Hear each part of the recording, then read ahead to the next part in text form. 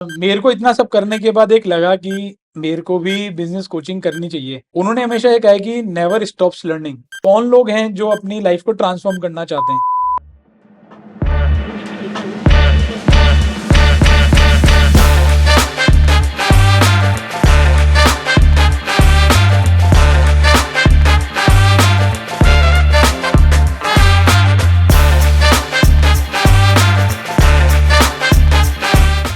Start with your introduction, just your little brief.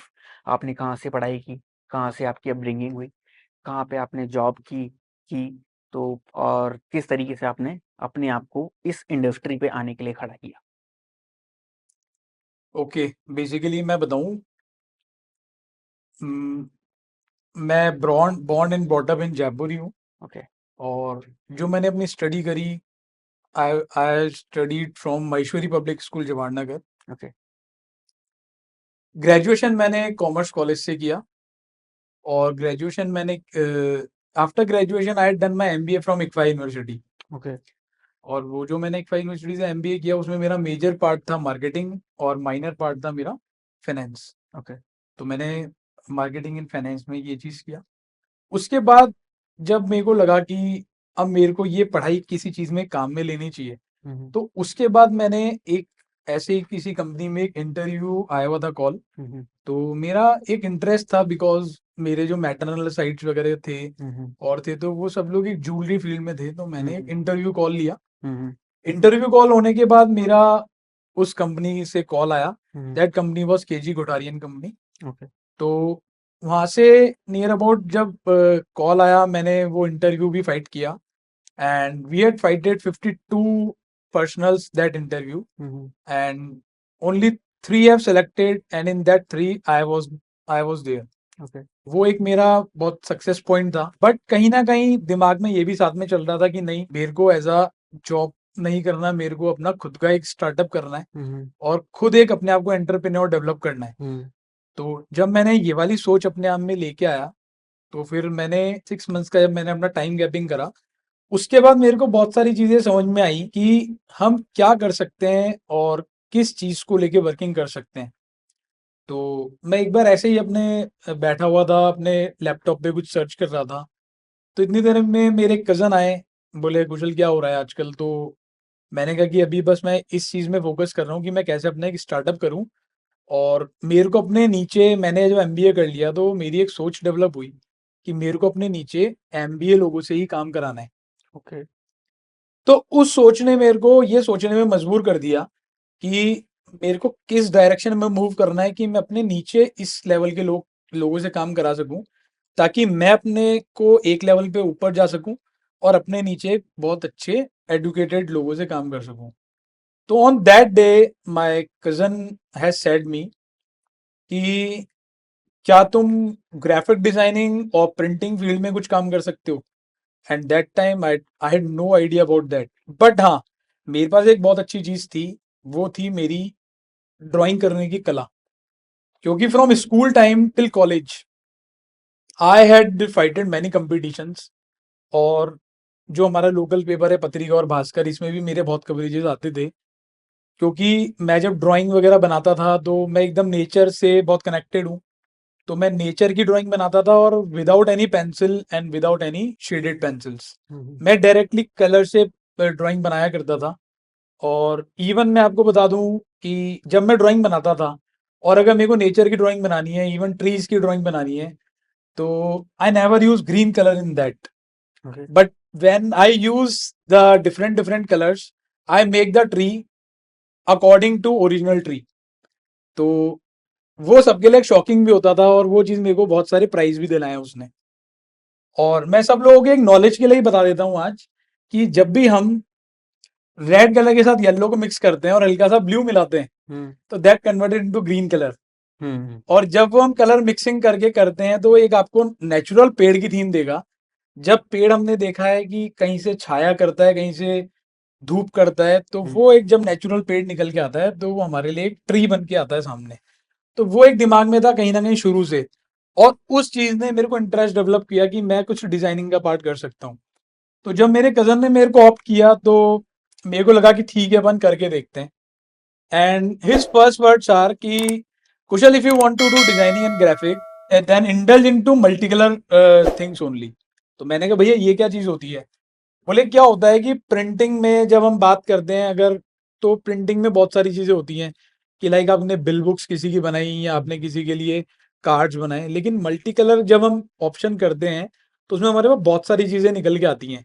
जैसे कि हम मल्टी कलर विजिटिंग कार्ड्स किसी के लिए डिजाइन कर रहे हैं, हम मल्टी कलर किसी के लिए पोस्टर डिजाइन कर रहे हैं। तो वो एक चीज मेरे को स्ट्राइक हुई कि यार अगर ये इस टाइप की मल्टी कलर चीजें, और आई am a very good combinator कि मेरे को कौन से कलर के साथ कौन सा कलर मैच कराना है ताकि मैं ये भी प्रोड्यूस कर पाऊं, और कौन सी चीज बैकग्राउंड में अच्छी लगेगी, कौन सी चीज फ्रंट साइड में अच्छी लगेगी। तो इस चीज ने मेरे को एक राइजिंग दिया। इस चीज ने मेरे को, जो मैं 6 महीने वैकेंट बैठा हुआ था, तो 6 महीने बाद जब मेरे को इस चीज का समझ में आया कि मैं ये सब चीज कर सकता हूँ, तो मैंने वो अपनी चीज स्टार्ट करी बनाना।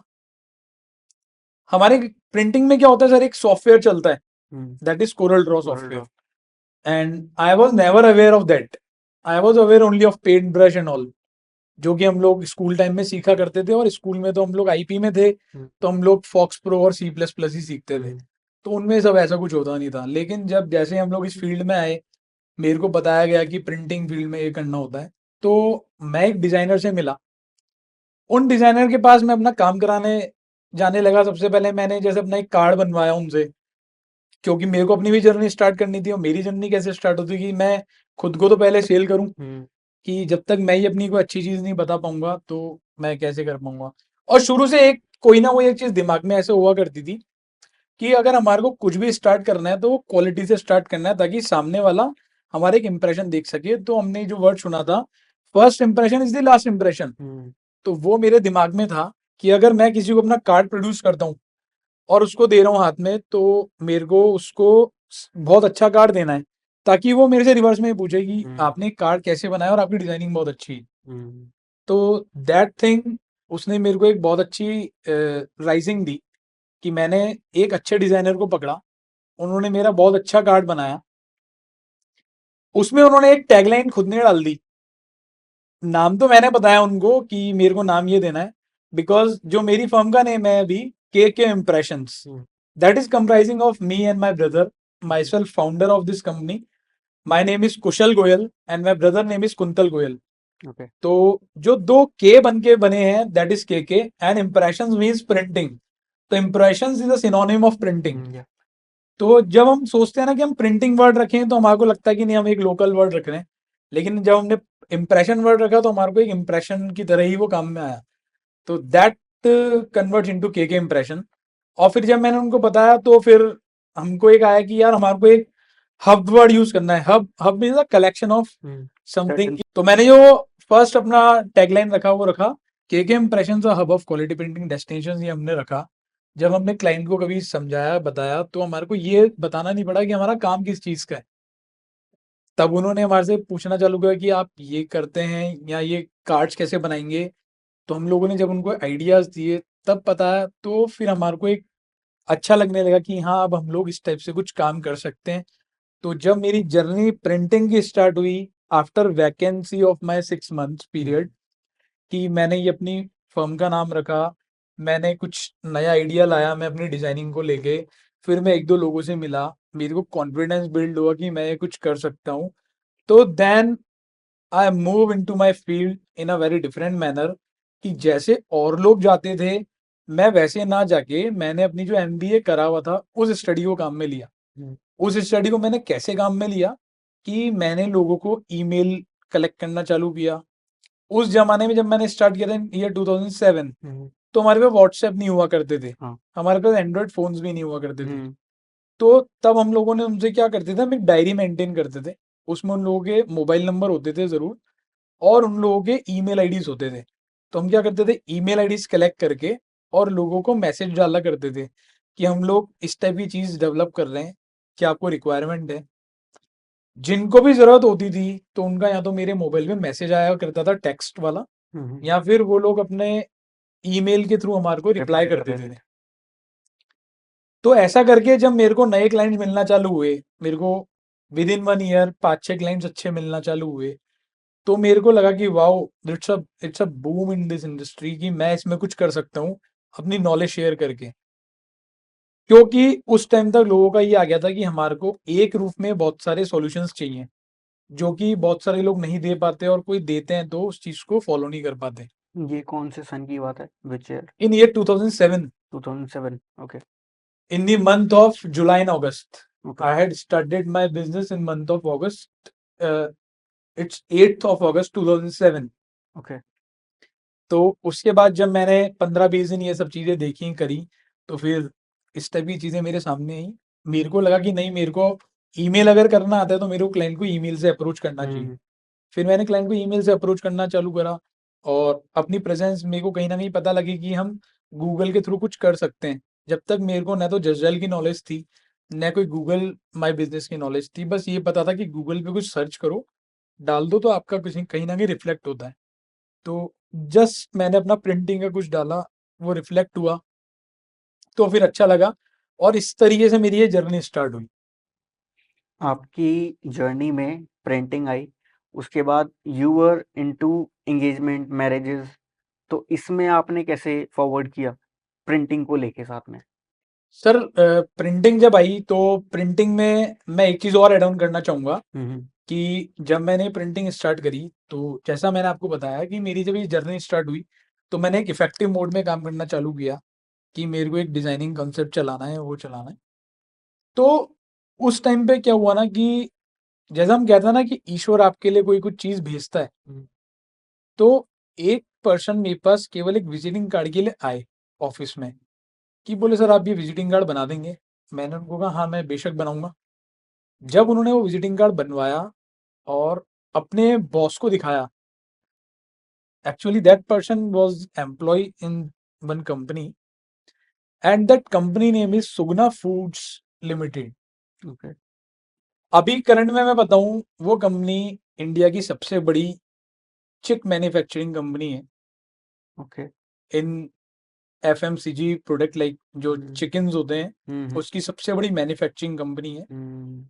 और उस जमाने में जब उन्होंने मेरे को अप्रोच किया था, तो कंपनी स्टार्टअप था उन लोगों का, और अब वो कंपनी करीब करीब 20,000 करोड़ की कंपनी बन चुकी है।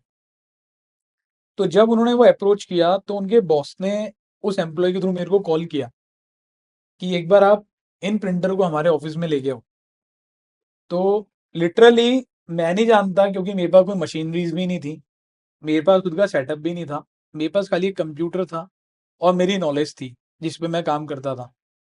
तो उन्होंने जब मेरे को बुलाया और उन्होंने अपना कंसेप्ट बताया कि basically this company is from Tamil Nadu, okay. और वहाँ पे हिंदी नहीं चलती। हम्म। और जब राजस्थान की हम बात करें, तो वो कंपनी अपना ऑफिस राजस्थान में भी सेट कर चुकी थी, क्योंकि राजस्थान में भी उनके बहुत सारे फार्मर्स थे जो उनके लिए चिक डेवलप करते थे। तो उन्होंने मेरे को बुलाया और कहा कि we want our magazine printed into Hindi version. तो मेरे लिए वो एक नई चीज थी, और मेरे लिए वो एक मौका भी था। तो जैसे कहते हैं ना कि हमारे को मौका छोड़ना नहीं चाहिए, हम्म। जब भी हमारे को कोई नई अपॉर्चुनिटी मिले। तो मैंने बिना सोचे समझे, मैं इतना नहीं जानता था मेरे को क्या करना है क्या नहीं करना, लेकिन मैंने बिना सोचे समझे उनको कह दिया yes sir, I will do. And that is only positivity of me, कि मैंने उनको बोलिया है कि यस आई विल डू, जबकि मेरे को खुद को हिंदी टाइपिंग नहीं आती थी तब, लेकिन मैंने उनको कह दिया आई विल डू। जब मैं वो लेके आया, मैंने अपने डिजाइनर से बात करी जिनसे मैं कराता था, तो उन्होंने कहा कि यस सर, ये तो बहुत इजी टास्क है, हो जाएगा। हम्म। तो like that I was in the seventh heaven, कि मैं क्या कर चुका। क्या मैंने तो अभी तक खाली बोला है कि हाँ मैं कर सकता हूँ, लेकिन मैंने बहुत अच्छी चीज कर दी। तो वो मेरे साथ एक पॉजिटिविटी, कहते हैं अफर्मेशंस, हम्म। ये जो वर्ड्स है अफर्मेशन, मैनिफेस्टेशन, ये सब अब चल रहे हैं। तब मेरे को पता नहीं था कि क्या मैं अफर्म कर रहा हूँ क्या नहीं कर रहा, बट हाँ, मैंने हाँ कर दिया, तो इसका मतलब वो हो गया। तो मेरे जब डिजाइनर ने मेरे को कहा, तो राइट, तो उन्होंने मेरे को एक इंग्लिश मैनुअल दिया, that is broiler management system manual हुआ करता था उनका, कि जब एक चूजा 0 दिन का होता है, हम्म। तो उसको 45 डेज का बनने में जितना सब कुछ लगता है, तो वो एक मैनुअल था हम्म। जो उसके अंदर पूरी वर्किंग हुआ करती थी, जो वो यहाँ पे अपने फार्मर्स को दिया करते थे। तो उन्होंने मेरे को इंग्लिश मैनुअल दिया, that was printed in Tamil Nadu. कि हमारे को उसका हिंदी वर्जन बनाना है। तो मैंने जब डिजाइनर को दिखाया, उसने बताया, तो मैंने फिर बैठ के उसका हिंदी वर्जन कन्वर्जन करना चालू किया, एक दो जनों की हेल्प ली। फिर जब मैंने उसके एक दो पेजेस बना के उन लोगों को दिखाए, तो उन्होंने कहा वाओ, मजा आ गया। और क्योंकि उनके यहाँ पे ऑफिसेज में भी एक दो हिंदी एम्प्लॉयज थे जो बहुत अच्छा समझते थे हिंदी को, तो उन्होंने कहा yes sir, he is going in very right direction. And literally जो उस कंपनी के मैनेजर थे, ही was very impressed with me at that time. और वो मेरे लिए एक राइजिंग था। तो मैं यही कहता हूँ कि that company is mother company for me. कि वो 2007 में उन्होंने मेरे को अप्रोच किया, मैंने उनके लिए जो काम किया, तो आज अभी 2023 में हम लोग बैठे हुए हैं। वो कंपनी आज भी मेरे साथ जुड़ी हुई है, और उस कंपनी ने मेरे साथ अब बहुत बड़े बड़े काम करा लिए हैं प्रिंटिंग के, क्योंकि अब मैं बहुत सारी चीज़ें कर रहा हूँ। तो जो ये मेरी जर्नी के साथ जो मेरी एक राइजिंग थी, वो ये वाली चीज़ थी कि ये प्रिंटिंग के साथ मैं जब आगे निकला, तो मेरे को एक कॉन्फिडेंस बिल्डअप हुआ जब मैंने उनको 2 महीने में वो चीज़ करके दी। फिर जब वो कॉन्फिडेंस बिल्डअप हुआ, तो जब मार्केट में बैठते ही हैं, तो लोग कहते हैं कि यार आप सब ये चीज़ करते हो, तो हमारे बैठे बैठे एक बार ऑफिस में कोई आया कि साहब आप शादी कार्ड भी बनाते हो क्या? तो वो फिर स्ट्राइक वाली चीज़ हो गई कि यार अब हम तो खाली विजिटिंग कार्ड और यही बना रहे हैं। तो जब हमने ये बना दिया, तो शादी कार्ड की डिमांड आने लग गई। तो तब तक हम शादी कार्ड भी नहीं जानते थे कैसे बनते हैं। तो फिर हमने कहा अभी तो नहीं बनाते, लेकिन अगर आप बोलेंगे तो हम बनाएंगे। तो वो भी एक कॉन्फिडेंस बिल्ड हुआ कि मैंने उसको मना नहीं किया, लेकिन मैंने उसको ये कहा कि नहीं, आप बोलेंगे तो हम बनाएंगे। तो सर, ये जो वेडिंग कार्ड वाली जो आपने चीज़ पूछी अभी, ये मेरी ऐसे डेवलप हुई कि मैंने उस क्लाइंट को कहा कि नहीं सर, हम आपके लिए बनाएंगे। मैंने नहीं बनाया, मैंने किसी की हेल्प लेके उसका बनवाया, उस क्लाइंट को मेरे यहाँ से डिलीवरी दी। उस क्लाइंट ने मेरे को बहुत अच्छा रेटिंग दिया कि नहीं, आपने बहुत अच्छा काम किया है। Then the confidence of wedding cards and all developed in me कि अब हमारे को वेडिंग कार्ड भी करना चाहिए। तो फिर हमारी ये वेडिंग कार्ड की जर्नी स्टार्ट हुई है 2008 में।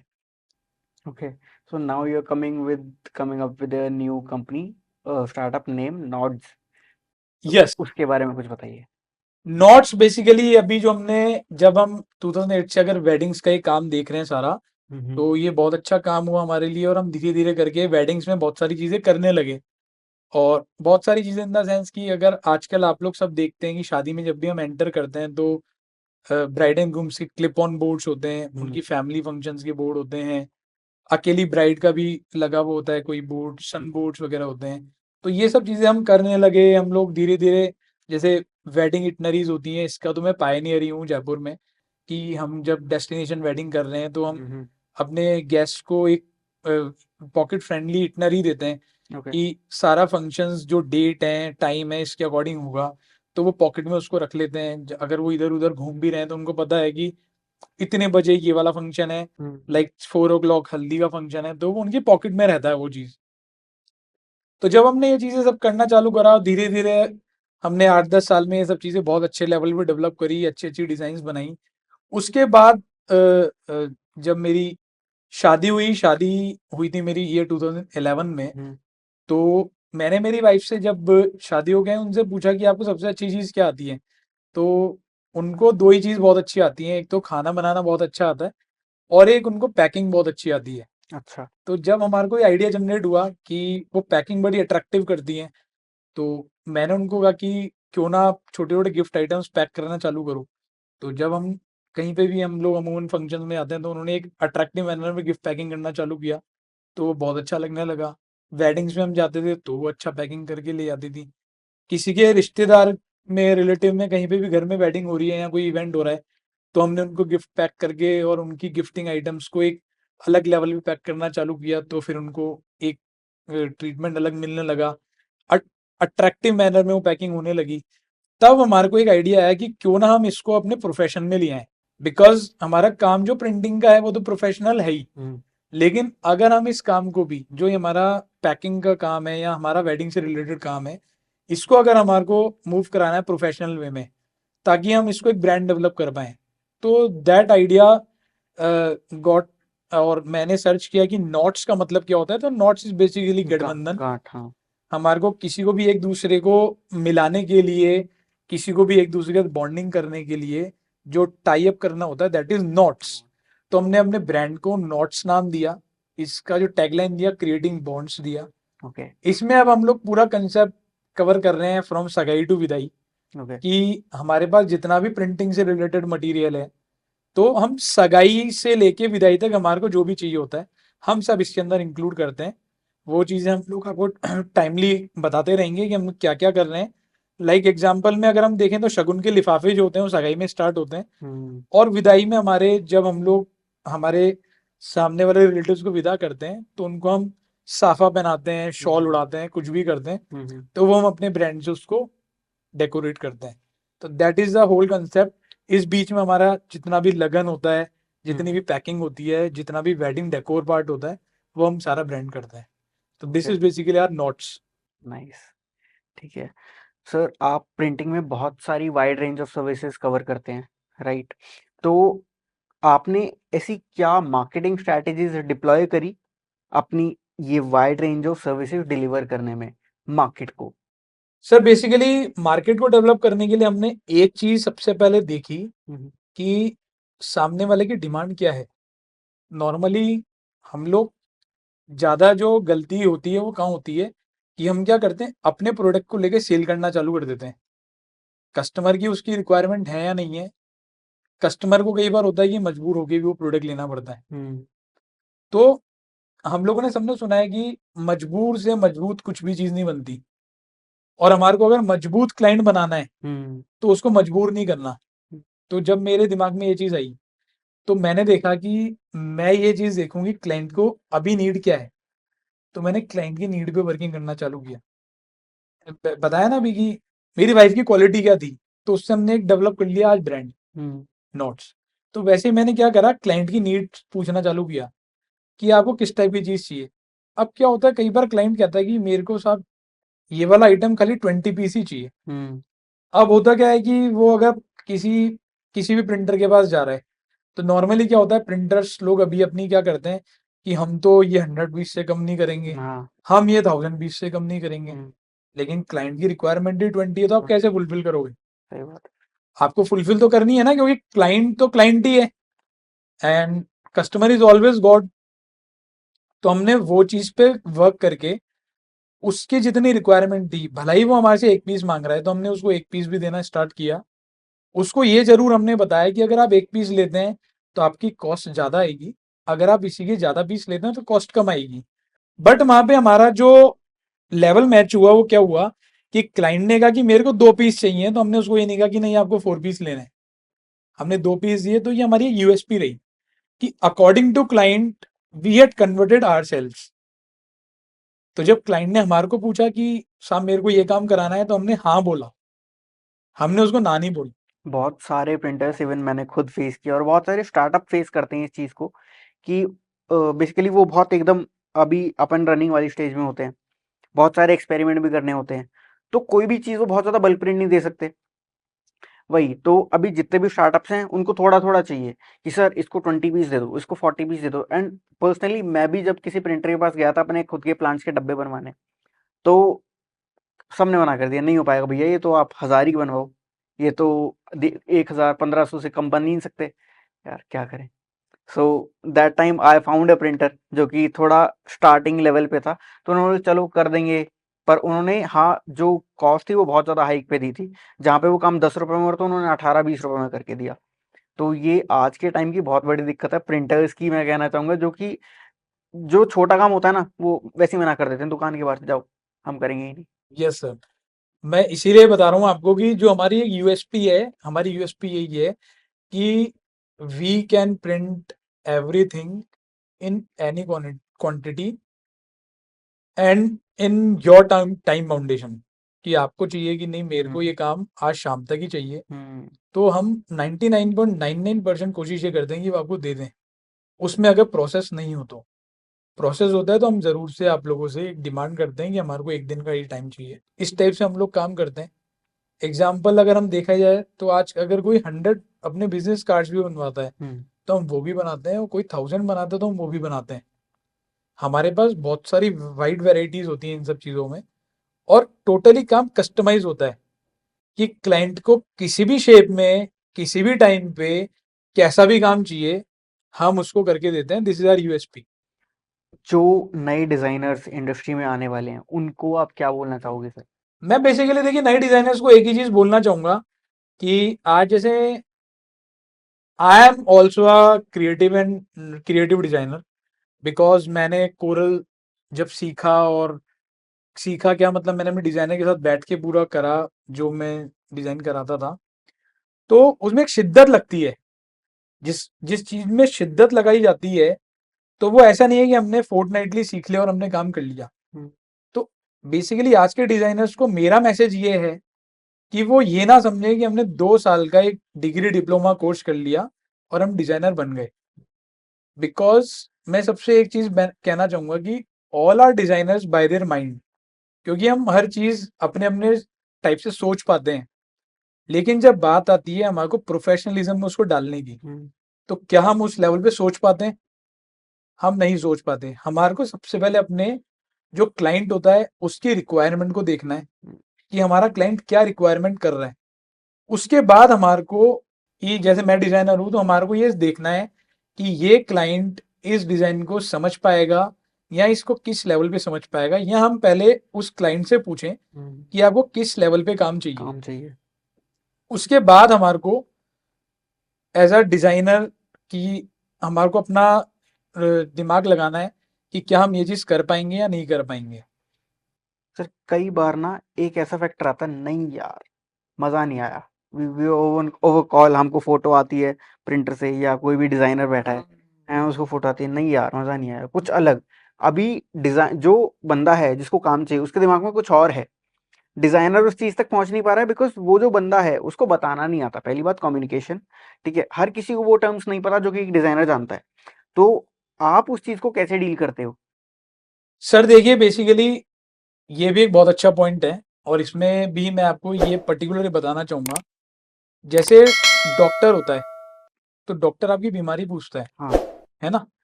वो बीमारी पूछने के साथ साथ क्या करता है, आपसे बातें करता है। हम्म। आपसे 2-3 मिनट बातें करेगा वो। तो उससे क्या होगा, उसको आपका माइंड सेटअप पता लगेगा हम्म। कि आप बीमार वास्तव में हैं या आप खाली बातें कर रहे हो। बातें कर रहे हैं। कि आपको हल्की सी खांसी हुई तो आपने खांसी के लिए तो उसको बता दिया, लेकिन क्या वो खांसी जो हुई है आपको, कि आपको बीमारी आई क्यों, वो आपसे ऐसी ऐसी चीजें पूछेगा। तो यही चीज हमारे इस चीज के साथ है जो हमारा डिजाइनिंग कॉन्सेप्ट है, कि we are basically doctors for client. Hmm. कि क्लाइंट को चाहिए क्या? भाई क्लाइंट के पास कोई एक कॉज है, उसकी रेमेडी मेरे को देनी है। हम्म। समझ रहे हैं आप? अब क्लाइंट तो कॉज लेके आ गया कि मेरे को ये चीज चाहिए, और रेमेडी देने वाला मैं बैठा हूं, तो हम्म। मैं पहले क्लाइंट से 2-3 मिनट बात करूंगा हम्म। कि सर यहाँ आप टेक्नोलॉजी फ्रेंडली हैं। हम्म। तो क्लाइंट बताएगा नहीं साहब मैं तो टेक्नोलॉजी फ्रेंडली हूँ। तो फिर सर मैं उसमें क्या करूंगा ना, कि मैं उसमें नेचर वाली चीजें ही नहीं डालूंगा हम्म। जब भी मैं डिजाइन करने बैठूंगा। क्योंकि जैसे मैंने उसके अंदर मान लो एग्जाम्पल कोई सीनरी लगाई है, कोई पेड़ पौधा लगाया, तो क्लाइंट को समझ ही नहीं आएगा। हम्म।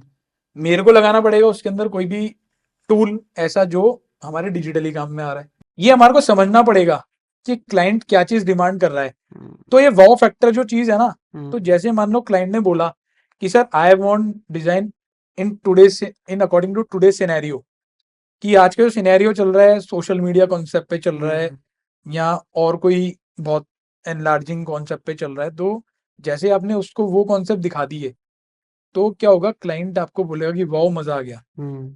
तो हमारे को सबसे पहले दिमाग में ये रखना है कि क्लाइंट ये ना बोले कि यार मजा नहीं आया, क्योंकि जब आप उसके अकॉर्डिंग काम नहीं करोगे तो आप अकॉर्डिंग कब नहीं कर पाओगे जब आप हाँ, उसे पूछोगे ही नहीं। पूछोगे ही नहीं। तो हमारे को, मैं सब सारे डिजाइनर से ये कहूंगा कि वो एक बार सबसे पहले क्लाइंट को रीड करना कोशिश करें कि क्लाइंट कितना पॉकेट फ्रेंडली है, हम्म। किस लेवल पे वो काम करा काम सकते करा। हैं। और एक बार उनका टेस्ट भी ले लें हम्म। कि सर आप कोई नेट से हमारे को ऐसी डिजाइन निकाल के भेज दें कि आपको इस टाइप का कुछ चाहिए, तो तब फिर वो फैक्टर माइनस होने की बहुत कम चांसेस हो है। सर ये जो अभी बहुत ज़्यादा शिफ्ट हो रहा है सोशल पे, ठीक है, टेक्नोलॉजी पे, ठीक है, और पेपर का बहुत कम यूज़ हो रहा है, तो ये जो शिफ्ट है, shift to digital from paper, इसको आप कैसे एड्रेस कर रहे हो? सर देखिए इसके अंदर 2 पॉइंट होते हैं मेरे पास हमेशा, हम्म।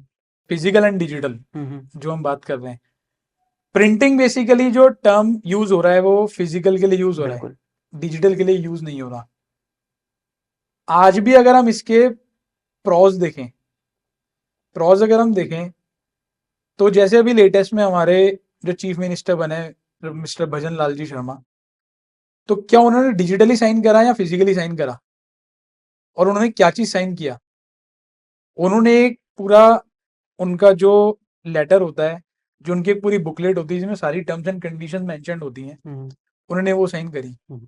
तो दैट इज फिजिकल। या तो हम ये कहेंगे कि फिजिकल का बहुत बड़ा इम्पैक्ट है, क्योंकि बहुत बड़ा इम्पैक्ट है। जो हमारे को शुरू में सिखाया जाता था बचपन में, और आज भी वो चीज अभी तक है कि पहले लिख पीछे देख, भूल पड़े कागज से ले। तो डिजिटल में ये चीज नहीं हो पाती, क्योंकि डिजिटल ऐसी चीज है कि टेक्नोलॉजी बेस्ड चीज है। आज मान के चलिए कि हमारा इंग्लिश चैनल है, वहां पे कुछ प्रॉब्लम हुई और हमारे पूरे इंटरनेट बंद हो गए वर्ल्ड के। हुआ था अभी 8-10 साल पहले की बात है, मेरे को अच्छी तरह ध्यान है कि इंग्लिश चैनल में एक कोई हर्डल आया और इंटरनेट बंद हुआ पूरा इंडिया का। तो आप सोच के देखिए कि अगर हम प्रॉपर पूरा डिजिटल के ऊपर ही बेस हो जाते हैं और अगर ऐसी कोई चीज आती है तो वो चीज हमारे से रिमूव भी हो सकती है। बिल्कुल। लेकिन फिजिकल का कितना बड़ा इम्पैक्ट है कि हमने अगर उसको साइन करके सेव करके रखा हुआ है तो वो हमेशा अपने साथ में रहेगा और हमेशा अपने को बोलेगा ही बोलेगा। तो बेसिक चीज तो यही है कि दोनों चीजें अपनी अपनी जगह हैं। या डिजिटल हम ये नहीं कह रहे कि डिजिटल हमारे को नहीं वो करना होता। आज के सिनेरियो में डिजिटल ही ज्यादा चल रहा है, लेकिन हमारे को डिपेंडेंसी फिजिकल की खत्म नहीं करनी, क्योंकि डिजिटल तभी तो हुआ था फिजिकल आया। या आपको बताया किसने डिजिटल के लिए? जब हमने उसको फिजिकल डिजाइन किया, जब हमने उसको फिजिकल डिजाइन करके और पोस्ट किया, तभी तो हमारे को डिजिटल की लर्निंग हुई। वरना डिजिटल अपने आप आ गया क्या? नहीं आया ना। तो this is the same thing कि digital is a son of physical. But आगे अगर हम देखें तो क्या इसकी इंडस्ट्री छोटी हो रही है? फिजिकल फिजिकल इंडस्ट्री छोटी नहीं हो रही sir, it's a perception. Okay. It's a perception, क्योंकि मैं तो प्रिंटिंग का भी काम करता हूँ और डिजिटल का भी काम करता हूँ, दोनों ही काम देखता हूँ मैं। तो डिजिटल में हम लोग जो प्रिंटिंग में लोगों के लिए हम कुछ भी चीज डिजाइन करते हैं तो उनको डिजिटल भी चाहिए होता है अपने क्लाइंट के लिए। तो प्रिंटिंग में भी उनको उतना ही चाहिए होता है। हाँ, ये जरूर हम कह सकते हैं कि जो क्वांटिटी पे पहले काम होता था अभी उसकी क्वांटिटी कम हो चुकी है, बट ये एकदम मिनिमाइज नहीं जाएगा, ये कहीं ना कहीं इम्पैक्टफुल रहेगा। क्योंकि अगर आप आज एग्जीबिशंस देख लें, कोई इवेंट देख लें या और कोई चीज देख लें, इवेंट की प्रमोशन जब होगा तो वो तो आपका डिजिटली हो सकता है, बट अगर आप उस इवेंट वाली प्लेस पे जा रहे हो जाके देखें तो वहां तो आपको फिजिकली प्रिंट चाहिए। सारी प्रिंट मीडिया ही होती है वहाँ। तो वहां कंप्लीट प्रिंटिंग का काम होगा, तो फिजिकल भी उतना ही इम्पैक्टफुल है जितना डिजिटल इम्पैक्टफुल है। Sir having a MBA background, आपने इस बिजनेस को आप क्या समझते हैं कैसे कैरी फॉरवर्ड किया है मार्केट से अलग रह के? तो के इम्प्रेशन ने क्या इम्प्रेशन डाला है कि आप लोग मार्केट से अलग थोड़ा सा काम करते हैं? एक इम्प्रेशन यूएसपी या फर्स्ट यूएसपी इज की we are doing all type of customized work, okay. Whatever customer is saying in context of printing, तो हमने उनको वही बना के दिया, in any shape, in any size और इन एनी कलर। हमने कभी किसी शेप के लिए मना नहीं किया उनको, किसी भी साइज के लिए मना नहीं किया और किसी भी क्वांटिटी के लिए मना नहीं किया। तो ये तो हमारी यूएसपी है कि कस्टमर आ गया तो उसके लिए हाँ ही है।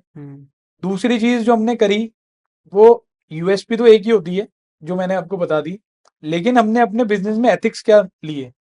वो हमने एथिक्स जो लिए, हमने मनी को बाय प्रोडक्ट माना शुरू से। ओके। मनी को बाय प्रोडक्ट मानने का मतलब क्या होता है कि जब आप किसी के लिए काम कर रहे हो तो बट ऑब्वियस आपको पैसा तो मिलना ही है, लेकिन अगर आप उसको वैल्यूज दे रहे हो तो वो आपकी कहीं ना कहीं एक बॉन्डिंग हो जाती है बहुत अच्छी, कि हम फायदे की भी बात कर रहे हैं क्लाइंट के, और जिससे क्लाइंट और भी मजबूत हो रहा है और वो आपके लिए खुद मार्केटिंग कर रहा है। उसमें ऐसा नहीं है कि खाली हम अपने प्रोडक्ट की मार्केटिंग कर रहे हैं। तो ये चीज हमारे को बेनिफिट दिया इस चीज ने हमारे को। तीसरी चीज जो हमने काम किया, 3 रूल्स पे काम किया हमने, जो 3C होते हैं हमारे बिजनेस में। ओके। तो 3C जो रूल था मेरा, वो था नेवर क्रिटिसाइज, ओके। मैंने कभी किसी को क्रिटिसाइज नहीं किया। नेवर कंडेम, मैंने कभी किसी से वो नहीं जताया कि नहीं आप ऐसा क्यों कर रहे हो। और नेवर कंप्लेन। तो ये जो 3C थे, मैंने कभी किसी से कंप्लेन नहीं करी। इवन मान के चलिए कि अगर मेरे एम्प्लॉयज भी कभी कुछ गलत कर दिया या उनसे कोई गलती हो गई, तो मैंने उनको हमेशा यही कहा कि कोई बात नहीं, हम इसको नेक्स्ट टाइम सही कर लेंगे, फॉरगेट इट। तो जब इस चीज़ का हमारा पॉजिटिव एटीट्यूड रहता है, तो हमारे को कहीं न कहीं उस चीज़ को आगे मूव करने में बहुत मज़ा आता है। तो सबसे एक मैसेज ये भी है कि always follow 3 C rule, that is never criticise, never complain and never condemn. Sir आप एक नया ब्रांड भी और लेके आ रहे हैं अपने साथ, उस ब्रांड के बारे में कुछ बताइए। अभी तक तो हम काम कर रहे हैं पूरा प्रिंटिंग को लेके, हाँ। और प्रिंटिंग अपने आप में बहुत वास्ट फील्ड है, जिसके लिए मैं पिछले 18 साल से बहुत काम कर रहा हूँ, और मैंने इस फील्ड को एकदम, ये मान के चलिए, एकदम पिया है, और आगे भी मैं इसको और बेहतर बनाने की कोशिश कर रहा हूँ कि और मैं इसमें और क्या ऐड ऑन कर सकता हूँ। बट हाँ, आजकल जो हमारे एक माइंड में परसेप्शन रहता है कि हमको इसी से काम कराना है या हमको इसी के लिए काम करना है, दैट इज ब्रांड। तो ब्रांड अपने आप में एक बहुत बड़ा वर्ड है, जो कुछ लोग समझते हैं कि लोगो हमने बना दिया तो ब्रांड हो गया, या हमने कोई एक प्रोडक्ट ऐसा बना दिया और उसके अंदर कोई ऐसी चीज डाल दी वो ब्रांड हो गया। नहीं, ऐसा नहीं है। ब्रांड बेसिकली क्या है कि सामने वाले के दिमाग में, मतलब जो आपके अपोजिट क्लाइंट है या आपका कोई मिलने वाला है, उसके माइंड में उस चीज का छपना। देखिए, मैं प्रिंटिंग की बात करता हूं तो मैं छपने की बात करूंगा बिल्कुल। कि माइंड में क्या चीज छप रही है जो आपसे निकल ही नहीं पाए। तो हम काम कर रहे हैं सर अभी ब्रांडिंग के लिए, और उसके लिए मैं आपको बताना चाहूंगा कि जैसा मेरा नाम कुशल गोयल है और मेरा सरनेम गोयल ची से स्टार्ट हो रहा है, तो मैंने जो टैग अपने नाम को दिया है, ये टैग भी मेरे को मेरे एक कलीग हैं उन्होंने पहनाया है, ब्रांड किंग। तो जब उन्होंने ब्रांड किंग बोला तो मेरे को बहुत अच्छा लगा कि हमने ब्रांड किंग और कुशल जी, तो ब्रांड किंग से तो हमने अपना अफर्मेशन स्ट्रॉन्ग किया कि हम ऑलवेज राइज करें किंग की तरह। और कुशल जी जो है, वो कुशल मेरा नेम है और जी मेरा सरनेम है। तो whenever you speaks your name with ji, then it always affirm you respect. या तो जब आप खुद का नाम अगर रिस्पेक्ट से बोलोगे, तो तो दूसरे बिल्कुल। उसका मैनिफेस्टेशन जो सामने वाले पे जाएगा वो बहुत अच्छा जाता है। तो वो भी आपको एक रिस्पेक्ट से ही बोलेगा। तो सर ये मैंने अपना एक ब्रांड स्टार्ट किया है, brand king Kushal ji, and इसका टैगलाइन है यू थिंक वी क्रिएट, कि आपको सोचना है और हमारे को बनाना है। तो जो भी आप सोचते हैं वो हम बना के देते हैं। आपने अपना सोचा कि मेरे को अपना ऑफिस इस थीम में डिजाइन कराना है, तो हम आपको वो ऑफिस उस थीम में पूरा आपको ब्रांड करके देंगे। आपने सोचा कि मेरे को एक बैंक इस थीम में डिजाइन करना है, तो हम आपको बैंक पूरा डिजाइन करके देंगे। स्टेशनरी आपने सोची कि मेरी स्टेशनरी इस कलर थीम पे जानी चाहिए, तो हम उसको पूरा ब्रांड करके देंगे। तो हम इसमें ये काम करते हैं कि हम आपके लिए ब्रांड डेवलप करते हैं, वेदर यू आर पर्सनल और whether it is of your product. Okay, nice sir, very very amazing and incredible thing that you are doing अभी के लिए। ठीक है, और ये मतलब ऐसे कॉन्सेप्ट्स हैं जो मैंने किसी से नहीं सुने, लाइक किसी प्रिंटर से तो कभी नहीं सुने कि फ्रॉम सगाई टू विदाई। ओके, आप obviously you are into printing industry और आप प्रिंट कर रहे हो चीज़ों को, बट ये मैंने कभी नहीं सुना कि we are creating a brand और आप अपने आप को वो एक महत्व दे रहे हो कि हम ही बना रहे हैं आपको brand. You are not the alone in this journey, we are with you, we are doing this, we are behind exactly. you. Yeah, so this is amazing. Also you have addressed more than 1300 people, yes right? So tell about that, you are also a business coach, उसकी उस journey के बारे में बताइए। Sir that journey is, मतलब मेरे को इतना सब करने के बाद एक लगा कि मेरे को भी बिजनेस कोचिंग करनी चाहिए, क्योंकि मैंने कहीं ना कहीं बड़े लोगों से सुना था, बड़े लोग इन द सेंस कि जैसे अब्दुल कलाम है, डॉक्टर एपीजे अब्दुल कलाम है हमारे आदरणीय, उन्होंने हमेशा ये कहा है कि नेवर स्टॉप्स लर्निंग, कि आपको लर्निंग कभी नहीं छोड़नी चाहिए। बिल्कुल। जितना आप लर्न करते जाते हो उतना ही आप आगे बढ़ते जाते हो। तो जब हमारे को इतनी सब चीजें समझ में आ गई, तो क्या हम जो काम कर रहे हैं उसको और बेटर वे में कैसे कर सकते हैं। तो मेरे को ये बहुत अच्छी चीज क्लिक करी। तो मैं ऐसे ही एक दिन बैठा हुआ था, अपने फेसबुक प्रोफाइल चेक कर रहा था, तो देखते देखते मेरे को कोच बीएसआर का एक ऐड नजर आया। Okay. मैंने उस ऐड को देखा और वो मेरे को क्लिक कर गया। और यू वोंट बिलीव कि मैं सोच रहा था कि यार इनका जयपुर में सेमिनार कब होना है, तो मैंने वो अप्लाई करा कि जब भी होगा वो अप्लाई। और मैं वो सर्च कर रहा था November, in the month of November, और लिटरली दैट सेमिनार वो उनका 1 और 2 जनवरी को सेमिनार हुआ in the year of 2021। Okay.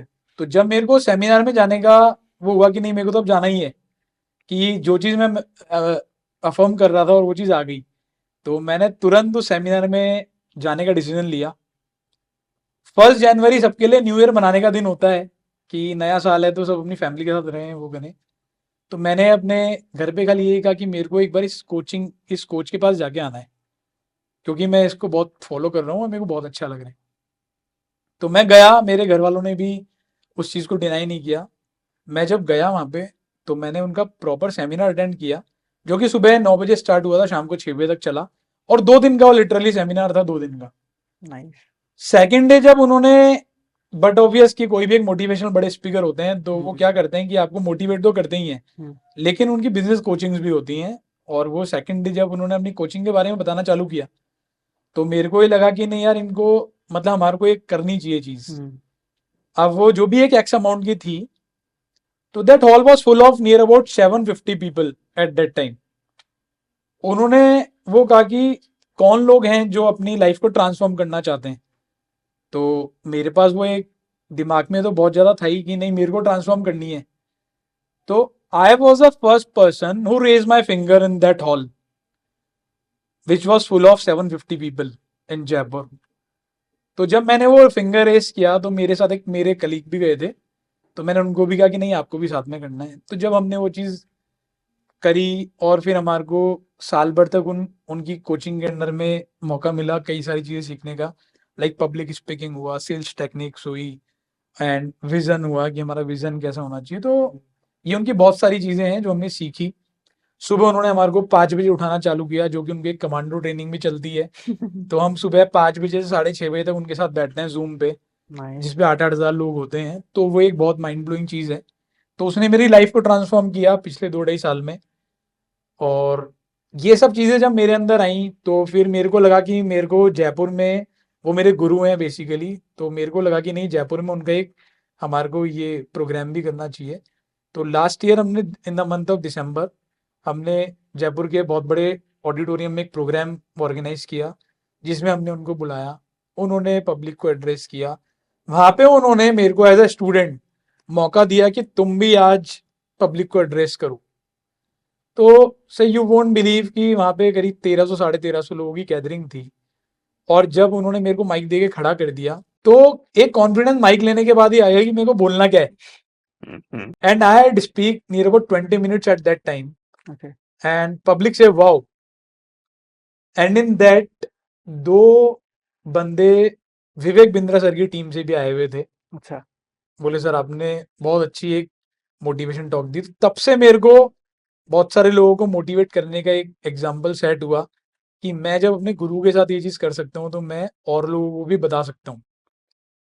तो कुछ कुछ एग्जाम्पल्स लेके फिर हम लोगों को बताना चालू हुए, अपनी वेबिनार्स के थ्रू चालू हुए। मैंने 50-50 30-30 लोगों की वेबिनार कंडक्ट करना चालू किया।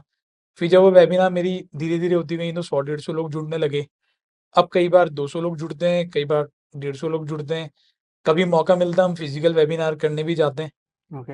और ऑनलाइन वेबिनार तो हम करते ही हैं इन सब चीज़ों के लिए। तो लोग आजकल बुलाते भी हैं कि सर आपको एक मोटिवेशनल टॉक चाहिए। तो मोटिवेशन टॉक बेसिकली क्या होता है कि हमारे अंदर जो एनर्जी होती है उस एनर्जी को हम कितना लेवल तक बाहर ला सकते तो हैं, दैट इज बेसिकली। आप कॉर्पोरेट्स के लिए भी करते हैं? कॉर्पोरेट्स के लिए भी कर रहे हैं सर, ओके। कॉर्पोरेट्स को भी दे रहे हैं अभी हम। Nice. Being a business owner and being a coach, what you prefer the most? कि ये मजा आता है इसमें? सर देखिए, इसमें फ्रॉम माय साइड दोनों अपनी अपनी जगह हैं।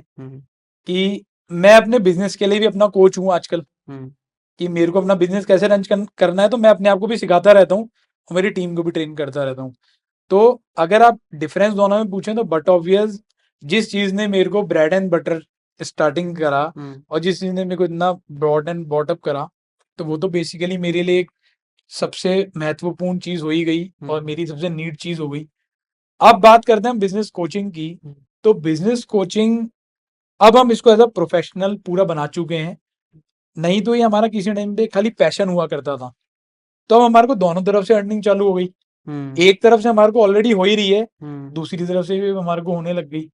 तो दोनों सर बहुत अच्छे लग रहे हैं और बिजनेस अपनी जगह वेटेज ज़्यादा रख रहा है। बिजनेस कोचिंग अपने आप में वेटेज अभी उससे कम है, लेकिन हाँ, अगर हम इसी डायरेक्शन में आगे मूव कर रहे हैं तो ये भी कहीं ना कहीं एक बूम पे जाएगा। नाइस।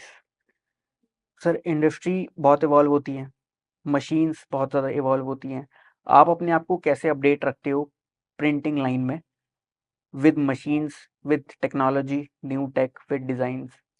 सर देखिए क्या होता है कि वैसे तो हम लोग लेटेस्ट मशीन्स को ही काम में लेते हैं, ताकि latest machines and latest softwares, कि कोई भी कस्टमर आ रहा है और आपको डिमांड कर रहा है कि मेरे को तो इस टाइप की चीज़ चाहिए, तो हम मैंने जैसे आपको बताया ना कि मेरी यूएसपी ना नहीं बोलना, तो मैं तभी कर पाऊंगा, तब मैं अपने आप को अपडेट रख पाऊंगा। बिल्कुल।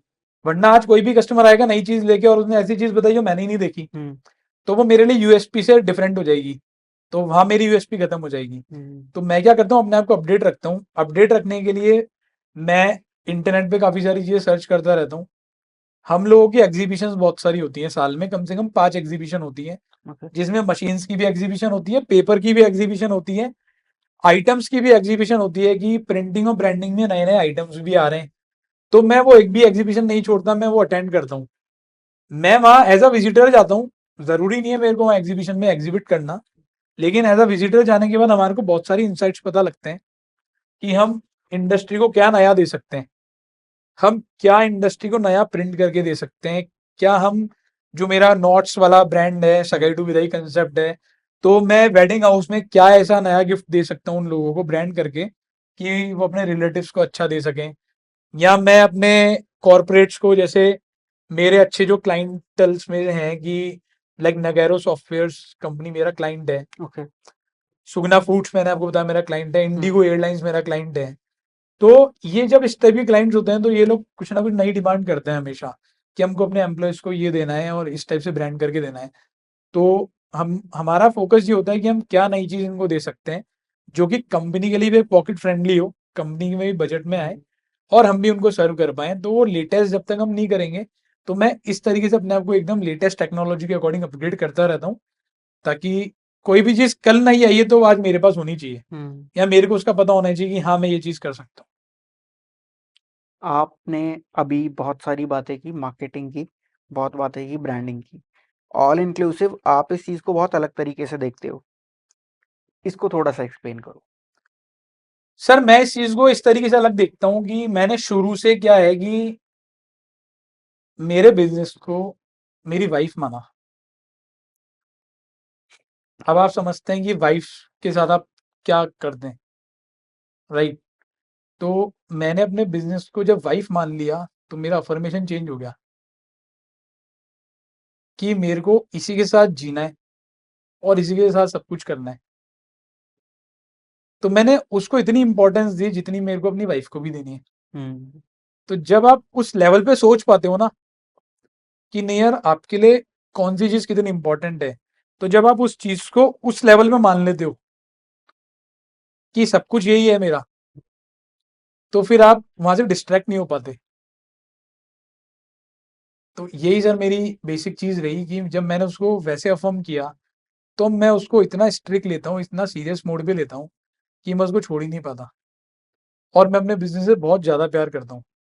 और इवन मैं ये भी कहना चाहूंगा कि मैं बिजनेस को अपनी वाइफ से भी ज्यादा प्यार करता हूँ, ताकि मैं सबकी डिमांड फुलफिल कर पाऊँ और कोई भी कस्टमर को ना नहीं बोल पाऊँ। And how are you addressing this marketing and branding these thing? आपने बहुत अच्छा टॉपिक पूछा है, जो कि मेरे बहुत अच्छे इंटरेस्ट का भी है।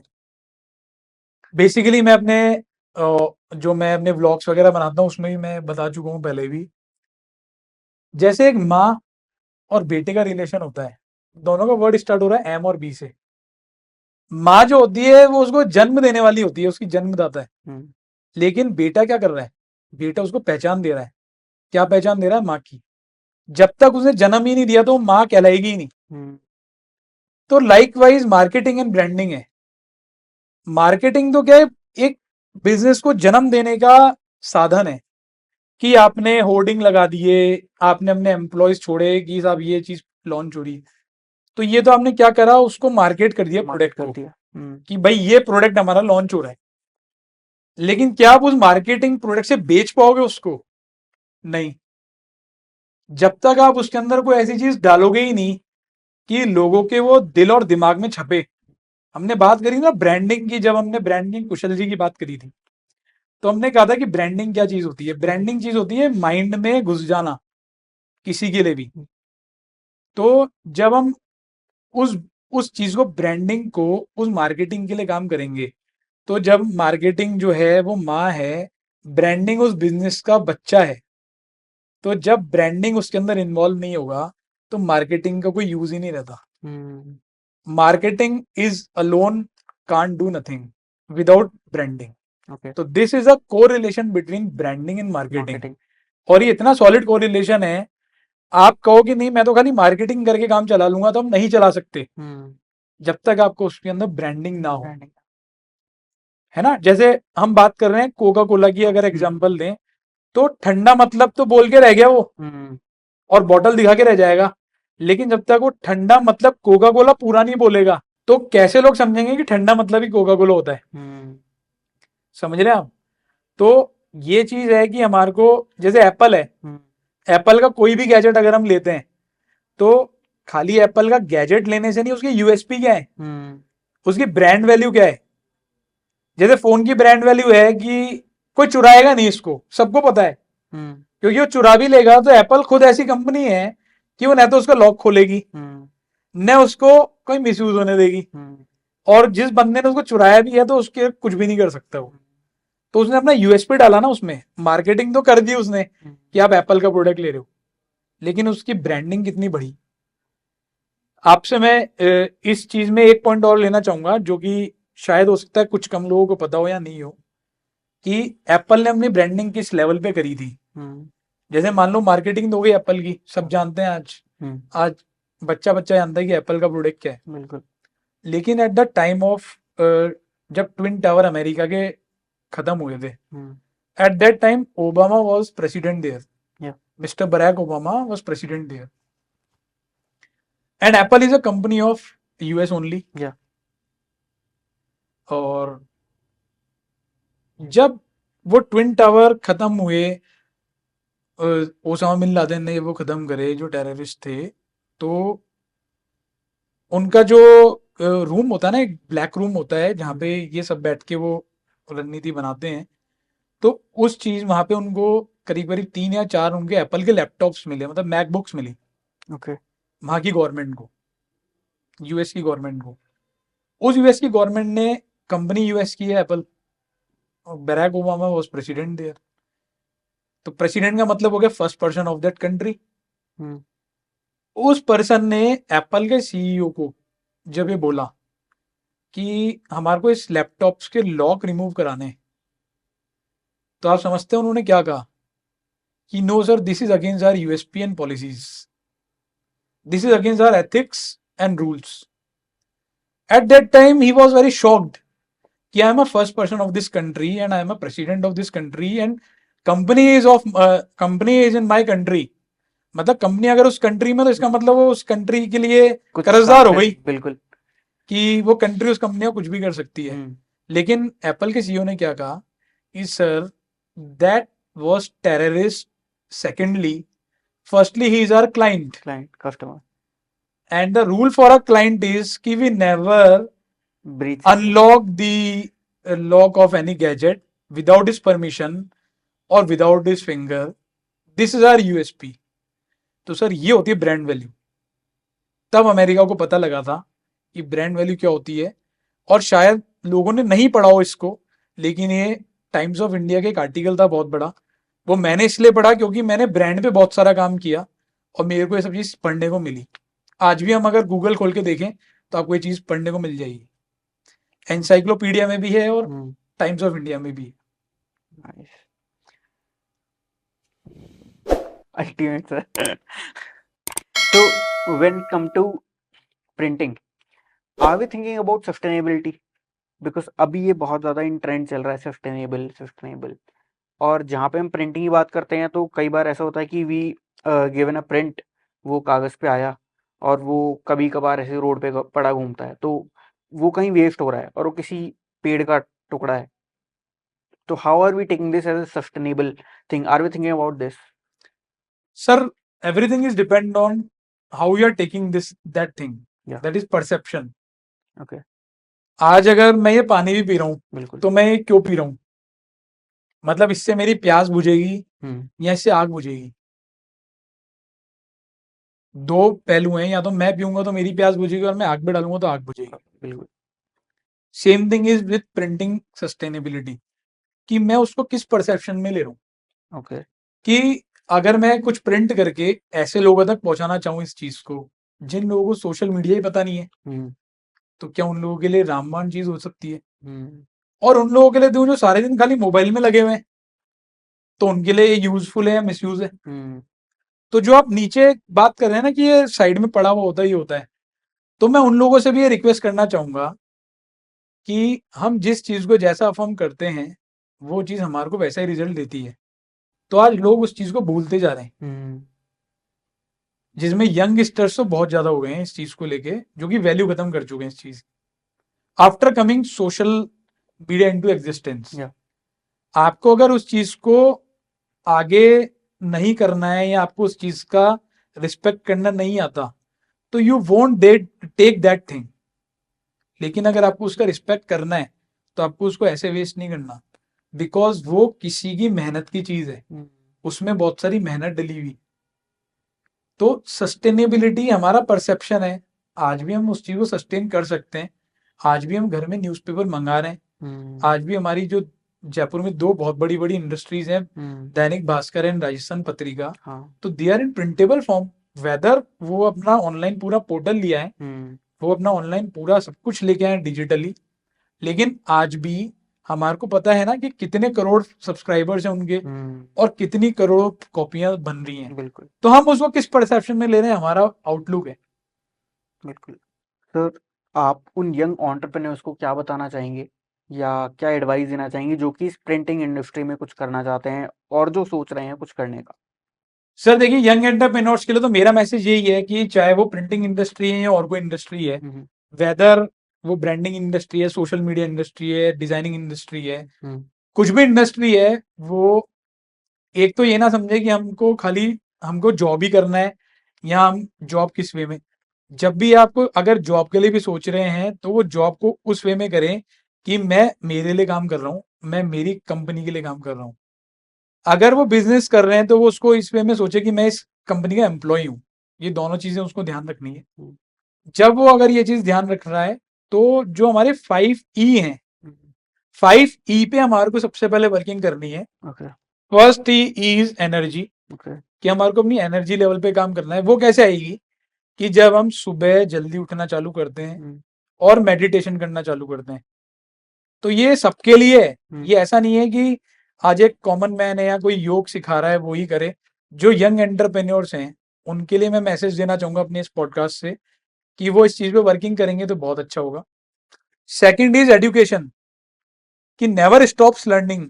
Are respected doctor A P J Abdul Kalam has said this thing, our respected Ratan Tata sahab has said this thing, हमारे जो गौतम बुद्ध हैं उन्होंने भी ऐसा कहा था। तो ये जितने बड़े बड़े प्रीचर्स हुए जिन्होंने ये सब चीजें कही कि नेवर स्टॉप्स लर्निंग, तो हम ये ना भूलें कि हमने ग्रेजुएशन कर लिया तो हमको सब कुछ आ गया। हमको और भी आगे चीजें हैं जिस पे वर्किंग करनी है। तो फर्स्ट ई इज एनर्जी, जिस पे काम करना है। सेकेंड ई इज एजुकेशन, कि हमारे को हमेशा सीखते रहना है नई नई चीज और स्किल्स पे काम करना है। Third is enlightenment. जब हम इन दो चीजों पे वर्किंग करते हैं तो थर्ड जो ई है एनलाइटनमेंट, कि हमको समझ में आ जाता है कि हमको किस वे में कौन सी चीज पे इस चीज को काम करना है, क्या इंप्लीमेंट करना है। Fourth is our earning. जब हम इन तीन चीजों पे काम करते हैं तो ऑब्वियसली अर्निंग तो होनी होनी है, कि आपने अपने आप को इतना अपग्रेड कर लिया तो अर्निंग तो करोगे ही करोगे। And last but not least, that is fifth E, that is enjoyment. जब हमने चारों ई पे काम कर लिया तो एंजॉयमेंट आपसे कोई नहीं रोक सकता। And enjoyment any manner, whether you are moving for your holidays to abroad और anywhere, whether you are spending lot of money in your anything, वो एक आपका एंजॉयमेंट का पार्ट है। तो जब 5 ई एक साथ काम करते हैं तो इन ईज पे हमारे को काम करना है। तो यंग एंटरप्रेन्योर्स के लिए मेरा मैसेज यही है कि वो 3C और 5E पे काम करें। ताकि फिर वो अपनी लाइफ को बहुत अच्छे से एंजॉय कर पाए। Nice.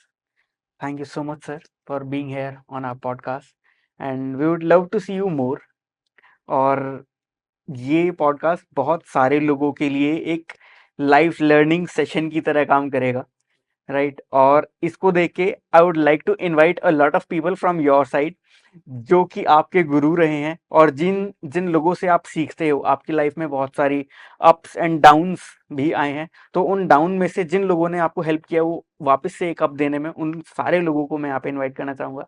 And very thank you so much again for being here on the podcast. Thank you Shesh ji, thank you and thank you whole team कि उन्होंने बहुत अच्छा सपोर्ट किया। और आगे भी हम इसी टाइप से और भी पॉडकास्ट करेंगे और अपने नए नए मैसेज देना चाहेंगे। और यंग एंटरप्रेन्योर्स के लिए एक ही चीज़ है जो मैंने बताई है, आप लोग ध्यान रखें, और जिससे आप लोगों की भी लाइफ बहुत अच्छी चलेगी और आने वाली जनरेशन को भी हम कुछ दे पाएंगे। Thank you.